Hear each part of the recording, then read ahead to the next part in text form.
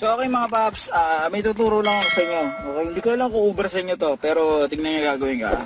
Start ko muna makina. Yan ito ha. Ito kasi kapag ginagano ko lang, mahinang ganun lang, tok. Nangyayari to kapag sa parang center position ng manibela. Halimbawa, pinihit ko yun na pinihit, ganyan. Pag ginanya ko, okay lang yun. Okay lang yung ganyan. Ganyan. Tapos pag binalik ko na ng ganyan, di ba nakaganyan na, tapos biglang diliko ko ganun, tok, tumutunog, tok, wala ngayon eh, wala. Yun, yung parang ganun, pero mas malakas doon talaga. Isang posisyon lang, sa lang nangyayari kapag, iniliko ko ng ganun lang, ganun, tapos biglang wala na. So, ang gagawin ko ngayon, i-adjust ko yung intermediate shaft na nakakonekta sa pinion natin. Papakita ko lang ito sa mga paps.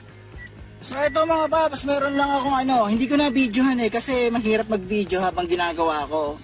So, ito, ang nangyari, aayusin ko na sana. May napansin lang ako, nung niluwagan ko to, biglang bumagsak yan. Ibig sabihin yan, nakaangat pala ng ganyan. Nakaangat yan. Nakaganyan.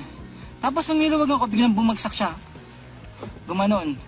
Hindi ko na na-videohan kasi, hindi ko napakita sa video eh.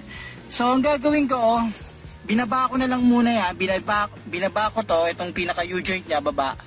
Para bumaba doon, saka ko higpitan. Titignan ko kung anong mangyayari mga paps. So, okay mga paps, all goods na to. Baling ginawa ko, tinest drive ko. Mahirap kasi hindi ko mapakita sa inyo kasi intermittent lang siya talaga eh. Hindi pa minsan-minsan lang pag ginanon mo kahit naka-idle, tok tutunog, kabilang side tutunog. Basta parang around center position lang siya nagtutunog ng tok. Rinig na rinig ko eh sa bandang baba. So ayan mga paps, ito yung sinasabi ko. Yan. Ito latest na marka na yan. Kung mapapansin nyo, ayun yung drop niya, ayun yung dinrop niya. Ayun oh. So, hindi ko sigurado kung 1 or 2 mm yung dinrap niya. Nakaangat kasi to eh. Ito, nakaangat to. Ang ginawa ko, niluwagan ko. Tapos niluwagan ko rin sa kabila. Biglang bumagsak yan. Yun, hinigpitan ko na. So far, so good naman. Yan.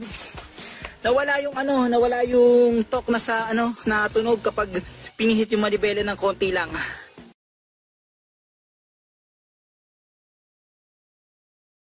Sana itong video na to nakatulong to or naging aware kayo kung ano yung posibleng problema kapag nagkakaroon ng ganong tunog. Pasensya na hindi ko na actual na napakita sa inyo kasi yung tunog na yun bihirang-bihirang mangyari.